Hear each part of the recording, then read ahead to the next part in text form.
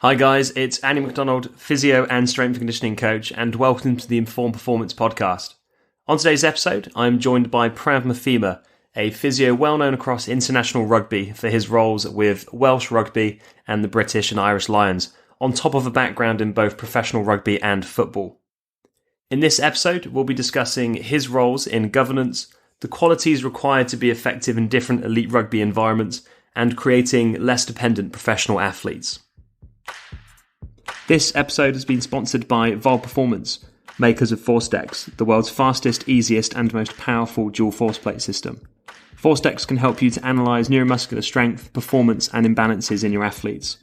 With an incredibly simple setup and intuitive software, ForceDecks automatically detects over 15 common force plate tests and analyses them with a single click, helping you to collect quick and accurate insights on your athletes. To learn more, head over to our sponsor, volperformance.com.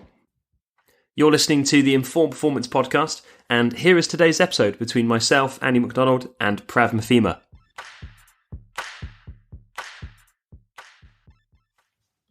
Prav, welcome to the show, mate. It's brilliant to have you on. How are you?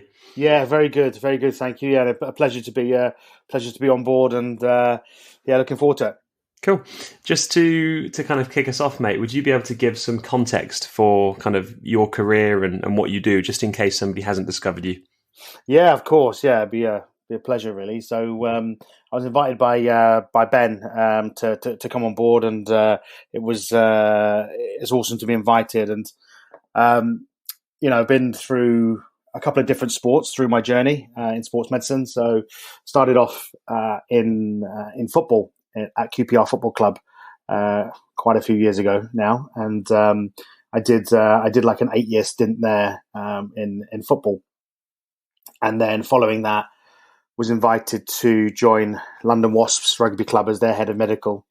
And then during my time there, was very fortunate to go on my first Lions tour in 2009 with Srimi Geekan. And following that period, the Welsh national team asked whether I would be interested in joining them, really. So been now with the Welsh national team for nearly 11 years. It's going to be after this next Six Nations coming up in the early part of next year, and also been really privileged to be part of another 3 Lions tours as well. So just coming back off the back of the tour to South Africa in the summer, really. So, and that leads us kind of to where we are right now. Yeah, how one of the things I'm curious about is, how does maybe the skill set change from being head of medical or a physio in, say, club rugby to international rugby to then, Lions rugby? Because they're obviously different environments. But I'm just wondering, does the skill set change, along that pathway? I'd say so, definitely. I mean, when I started out, I was very much, very heavily clinically involved, within the teams, etc. And then as I've kind of been fortunate to move through my journey, in sports medicine, the teams have got bigger, so your managerial skills certainly needs to change somewhat. Certainly moving into the international kind of stage with Wales, my role isn't just with the national team with Wales. It's actually looking at sports medicine across the whole game. So the governance side of things is pretty significant in that role, looking across the community game all the way through to the club game, the international game, being involved in kind of global projects and global working groups as well. And then on top of that, still having a clinical caseload then with the national team, really. So, certainly it's fair to say that with the national team, it's there's a lot of governance around it. And it's slightly different to that with the Lions. That's only obviously every 4 years, and the governance side is very much still there, but it's obviously only for one team, and the clinical caseload is only for that team as well. So it's slightly different, for a Lions tour. But it's fair to say that the national side of things, has a significant governance role attached to it. Yeah, and when you're working as a head of medical or physio with, say, the international players, I would guess that in the season, their club physios take the lead on them and kind of check in with you. Do you become sort of like a soundboard or a second opinion also in that context? Well, we're really fortunate in Wales. We've got a lot of very experienced practitioners looking after all of our athletes, and what we have, certainly within Wales, is that we have a group of athletes who are essentially part of our national team, if you like. We have a national 38, where the primacy of the contract, is with the national team, So a lot of the management is bounced back and forth, and then you're dead right there. The club guys will manage them, and all, like I said, they're very experienced and they manage them effectively. But you've got to make sure that the communication lines are excellent. Going back and forth both ways. So it's making sure that we're checking in regularly. And again, we're very lucky in Wales. It's only a very small country, so we actually get the opportunity to go periodically as well within the teams as well, just to have a look around. Or conversely, we can bring players into our national centre of excellence, based just outside of Cardiff, and we're very, very blessed with our facilities there. So we have athletes come there as well out of campaigns to come and rehabilitate and kind of work with us with our national team, medical team. Which I guess is a great option if the club team itself is really busy or has a lot of rehabs and injuries at one time. I guess it can lighten their load and give a bit more concentrated rehab to that player. Yeah, there's no doubt about that. And I think, if you ask players as well, if you have a busy and a pretty full long-term injury list, it comes as a welcome kind of respite for, like you say, for the medical teams, certainly, but also for the player as well. They get one-to-one rehab, etc., for periods of time, and one-to-one, physical conditioning as well, because we have our physical performance team there as well on hand to help, with regards to kind of rehab processes and long-term injury management, really. And I think, we've had a ton of people on the podcast now who have worked in various teams around the world, but I think you might be the first person that also has a governance string to your bow as well. To somebody as like myself who has little clue what you do within governance and very ignorant to that side of the industry, what is it exactly that you do within governance, and what are the kind of specifics around what you try to achieve there? Yeah, as a kind of national medical manager for the Welsh Rugby Union, we have to essentially be across everything from player welfare issues to injury surveillance programs to concussion to all types of research, that are happening within the game. We need to put up, player welfare and safety structures and education structures for not just the top end of the game, but also for the community end of the game as well, and it's significant, and we're fortunate. We've taken on board another kind of community game manager as well, who also doubles up as a physiotherapist within the national team. His name's John Miles, who works with us, and he also went on the Lions tour actually as a physiotherapist. But he also has a governance angle as well, looking after the community side of the game, to make sure that everything is boxed off from that perspective. So, yeah, absolutely. We're engaging with governments, with academic institutions, with other national governing bodies in other sports, but also have a very much kind of focused role within the game globally. And we're part of a number of different steering groups within the game. For argument's sake, I'm one of the concussion working group members for World Rugby as well. And then alongside that, I'm also part of a number of medical advisory groups for all of our competitions that we all participate in. So the Six Nations tournament, which spans across the men's, women's and under-20s game, and also, looking at the club competitions that we have within Wales, which is the United Rugby Championship, which is a cross-border competition between Wales, Ireland, Scotland, Italy and South Africa. And then also the European rugby competitions that we have, which includes all of those teams, as well as England and France as well. So it's pretty full, to say the least. The other job, if you like, if you want to call it that, outside of the clinical side of things. So it's it's fairly full on. It's fair to say. How much kind of influence from a medical perspective can you have on, and not necessarily just you alone, but people that are in governance? How much influence can you have on rules of the game and style of play? Because obviously the rules of rugby change quite frequently. Yeah, I mean, player welfare is massive. For us as a game, it's a game where, well, it's a collision sport. Let's call it how it is. And collisions, can and often do lead to some injuries, etc. as well. So we have to make sure that we're always looking to make the game as safe as possible. So, it's about working with law review groups. So, for argument's sake, with World Rugby, there'll be a law review group that will have multiple stakeholders on there, and also, that includes medics, etc. as well, and medical advisory practitioners as well, to review the game, review the laws, and to see how things can change.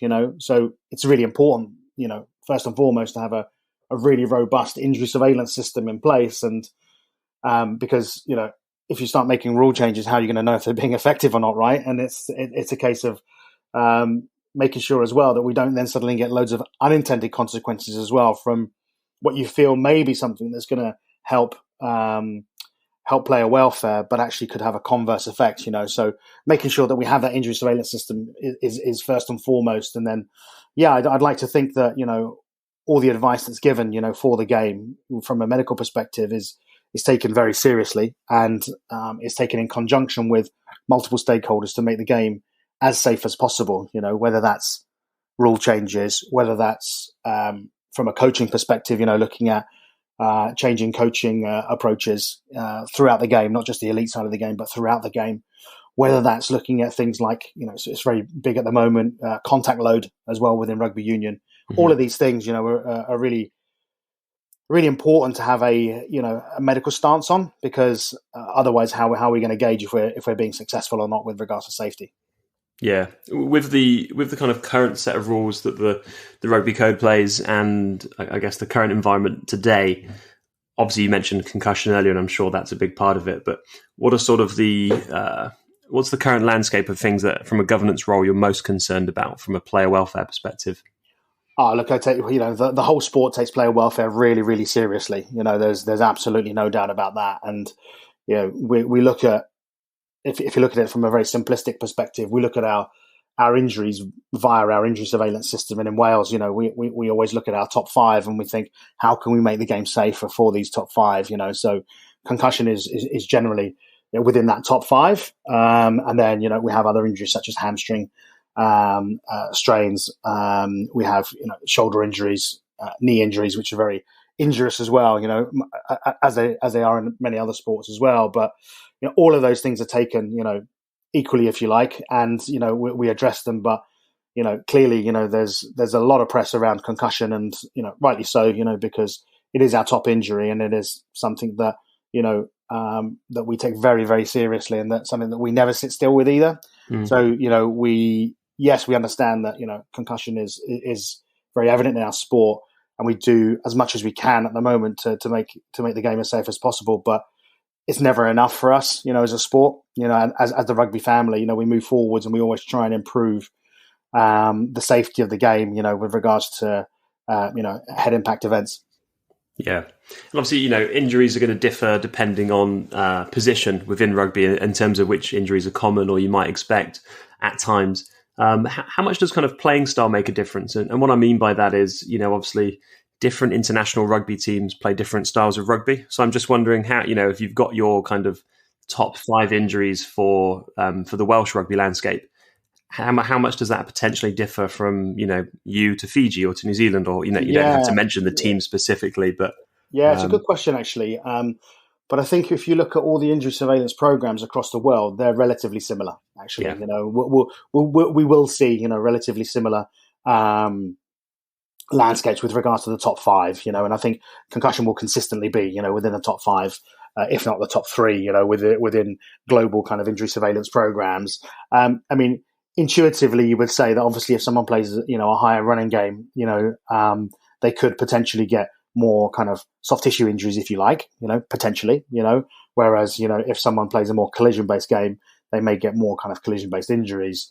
But ultimately, what we see is that the tackle area is something that, does have the most injuries. And, in rugby union, there's a significant amount of tackling involved, and obviously there's 2 people involved in the tackle, the tackler and the ball carrier, and we know that, in rugby union, that's a very common event, and that happens very regularly. But yeah, just going back to your original point, really, it's I think it's fair to say that it's the top 5 will consistently be as much, throughout the world, Yeah. And I guess, like, I mentioned the skill set earlier of, going from club to international to Lions. How did you kind of develop the skill set, or how do you grow into a governance role? Because that's obviously very different to maybe a slightly more linear or similar pathway for, like I said, club, country, Lions. How did you develop the skill set to be effective in governance? Yeah, I mean, you certainly don't get it. You don't get taught it. Let's put it that way at undergrad level at physio. That's for sure. The days of doing a little bit of effleurage here and there doesn't really prepare you for having to do like governance and having to look at systems and processes and projecting 5-year strategies and stuff like that. So it certainly from my role where I went from. So obviously I went from club rugby, with regards to London Wasps, where I was prior to Wales. And there was a small amount of governance involved there, but ultimately, you just have to learn very quickly. You just have to learn very, very quickly. Within Wales, the remit was quite broad, so it was kind of left to myself to a certain extent to see how we would develop that role. And as we identified areas to kind of develop, the skills that were required, ultimately we just had to get into, doing a lot of education very quickly, a lot of learning from others, learning from mistakes as well, thankfully not too many, but certainly, that's been a big learning process for myself, throughout my career, is that, you just got to learn from your mistakes, and you can't keep making the same mistakes, of course, so that's certainly been, for me, the biggest learnings has been, from some errors, some small, some big, and just making sure that, that they're rectified, for the future, but a lot of learning, a lot of self-learning, a lot of learning from colleagues, within the role as well, really. I guess with governance as well, it's not as secret squirrel and competitive in terms of like you're trying to influence the greater good of rugby welfare rather than individually win. Yeah, and I'd say the biggest area we've seen that in has got to be COVID. I would say, obviously it hit everybody very quickly and very hard.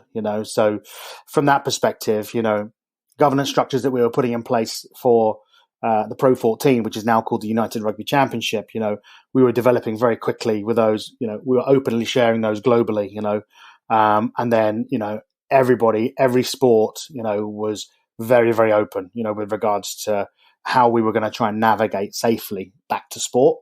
And, that was an incredibly positive kind of experience, out of COVID. There aren't many, but then, that was certainly one of the things that was brilliant, is that every sport, every country, suddenly came together, and we were having Zoom consultations with people that you never would usually have Zoom consultations with. It was great to see everyone pulling together, from that perspective. And like you say, it's not about competitive advantage. Ultimately, it's about safety, player welfare, and making sure you deliver the game and participation, as safely as possible. Mm. And, we had a conversation, just to take a slightly different direction with our conversations today. We spoke previously before recording, and we touched upon kind of eradicating dependency, if we call it that, in team environments. And one of the things I'm wondering for you, because you've worked in different sports and in very different contexts within one sport, how do we kind of create a more independent and accountable player? Because I think it's something that we talk about in a lot of different contexts in the industry at the moment. Yeah, I mean, this is something that I'm pretty passionate about, and that is the nirvana, isn't it? Is that we want independent players. We definitely don't want dependent players, especially in a team sport like rugby union, So you're right, I have worked in multiple different sports, and, certainly when I was started out, in football, there was much more of a dependency culture. There's no doubt about that, from my perspective. That's not to say that's, indicative of the sport. It may have been indicative of the club. It may have been indicative of myself. It may have been, how we ran the department, etc. But certainly now, in the international game, we have very small finite periods. For example, we're just about to go into the autumn internationals period where we're playing, some of the best sides in the world in, New Zealand, the current world champion, South Africa, Fiji, and Australia, and we only have 5 weeks. That's it. So we can't have hugely dependent players. In our environment, and what we've certainly found is that having independent, accountable players, is absolutely essential for success. And some of the ways that we do that, and this will be common, certainly in most teams, is that we have a self-monitoring system around sleep, energy, and mood, and stiffness, illness, all those things. That's kind of the first step, if you like. There's that self-reporting. We'll then have a physical screening program as well, where again, it's up to the player to screen themselves to then understand where they're at. We're not going to chase players if they're massively beyond their norms. Although we do get alerts and we may chase one or two guys, if we are concerned. But generally speaking, we always put it on the player to make sure that they understand their own bodies, and that actually, if they're stiffs or whatever it may be, that they know how to take care of their own body, with regards to getting their bodies ready for action in training. We, they know all of their kind of pre-activation routines. They know a lot of their own recovery routines. It's drilled into them, that again, we're not going to spoon feed these guys. And it's taken, it's not an overnight thing. This, it's taken a while, to create that kind of environment with our national team, because again, they're only in for sporadic periods of time. I suppose the stakes are a little bit higher as well in the international games, so the guys have to do it. So yeah, there's like I say, recovery routines, etc., that everybody knows. They know how to undertake them. And also ultimately, in the international game, there's a real balance, between preservation and preparation for us. So we can't be too cautious and preserve players too much, because ultimately they're not going to prepare on the training field, So they need to do everything, and we need to do everything we can to get as many players to prepare, because ultimately if we don't get that preparation period in prior to games, we're never going to perform well. We're never going to perform well.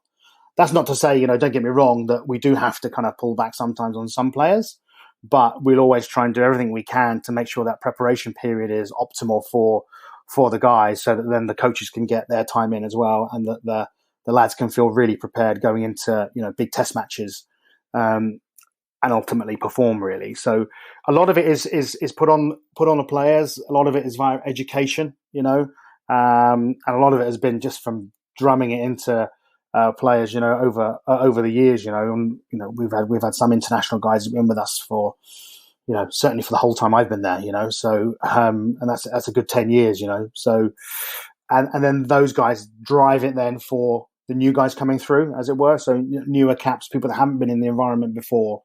That same attitude of independence is definitely expected, and it's kind of fed down from other guys doing it as well, And it just makes sense as well. I think, if you've got multiple players, you've got multiple teams, and I'm sure your email thread is horrendous, but I guess, you're talking about the player. If you can keep the player central and they can be the most center point of that conversation and also driving the conversation as well, it just makes sense, rather than them purely being on the receiving end and you always having to chase up information, or people try and contact you to pass it on.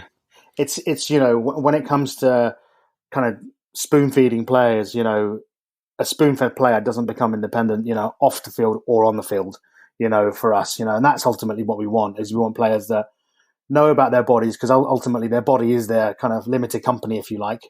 That's the thing that's going to get them caps and ultimately, a career, so it's about making sure that players know that and understand how to make sure that they can, really optimize, their limited company, which is their body, to be able to give them a long career, but also, be the best they can be and, get international caps. It's easy to take for granted, I think, as well, because while we talk about it now, it sounds logical and it sounds like common sense to somebody who's listening, even if someone listening has no sports context. But it doesn't always happen. And I'm not going to roll myself under the bus and mention sports that I've seen where it really doesn't happen. But there's a lot of environments, and there's probably a lot of teams as well out there where I think people credit, you need accountable and educated athletes. And people will always credit and say communication's important. But I don't think communication's always well implemented. It's one of those things that everybody would think they're doing well or agree is important.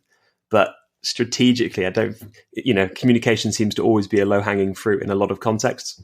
Yeah, I tell you what, communication is so important, and in our environment, in the international scene, it's just as with any other professional team, it's really, really important. And what we've found is that simplicity wins every single time when it comes to comms. Why have uber complicated kind of GPS and kind of player screening forms that come back to you, which take an age to kind of review and try and interpret, versus something that's really simple, and making sure things like simple stuff, and it is simple, that actually that you can access the coaches, at a drop of a hat. You can access kind of the rest of the performance team at a drop of a hat. You can make sure that actually all of that information that we get every day on all of our players is easily digested as well by the player, and that you can actually just sit down and just tell the guy, well, look at your metrics here, and it's easy for them, whereas you get all this complicated stuff, and you get people that that just do reams and reams and reams of screening that actually has no kind of actionable data. Then what's the point of doing all that stuff? For me, it's about making sure that we do the simple things really, really well. Making sure the player is managing themselves really well, in conjunction with ourselves, making sure we manage load optimally, and to give the guys, on the park, a chance to prepare appropriately. It's about keeping it as simple as possible, for sure. Yeah, no, well said. One of the things I want to talk to you about, I can't not talk to you about the Lions as a rugby fan. When you're working in, say, a Lions tour, and you arrive at the destination, the country that you're going to be touring, I understand how in a simple sense you act as a good physio and make good judgments and be proactive where you can clinically. How can you kind of influence performance when you're on tour, as in the role that you have there? Yeah, I'd actually say before you go on tour is actually really important, and this is the same for any international kind of period. So a World Cup or Six Nations, or if there's any touring team going anywhere, and it's a competition, if you like. All your preparation beforehand, is so important. How is the schedule going to look? How are you going to train? And this all has to be done with every important stakeholder, from a physical performance and coaching perspective, coaches, operational guys, the physical performance guys, the medical guys, the analysis guys. All of these people need to be involved in meticulously planning what that kind of 6, 8, however many weeks, it's going to be, and it needs to, all the facets of performance need to be taken into consideration, at that point. So it's that happens months and months and months and months ahead of any competition, So for argument's sake, the Lions tour this time around, the planning process for the operation side of things anyway started kind of 3 years out, and then the performance side of things really started ramping up, from a year out, then 6 months out, and then then we really started getting into nitty gritty. So you can have a huge influence, on the preparatory period straight away. Then obviously when we get into touring, for a Lions tour in particular, you're bringing together, give you an example, 85 people this time around it was. So that's staff and players, all together. Never worked together before and never will work together again in the same team. So you have to have an approach that brings people together very, very quickly and that's going to be effective as a team, because, some international club teams will take years, to create that kind of culture, but you have to try and get that together very, very, very quickly, in a team that, like I say, has never played together before and never will play together again, So, because every 4 years, clearly there's going to be a change of personnel. So, we go out on tour, straight away, the staff would have met before. So it's about driving kind of the togetherness and the culture, immediately. And then bringing in things like, player committees, to start driving the kind of the togetherness, making sure, importantly, people, forget about this, but it's very important that the social side of things is absolutely bang on, because it brings people together very quickly.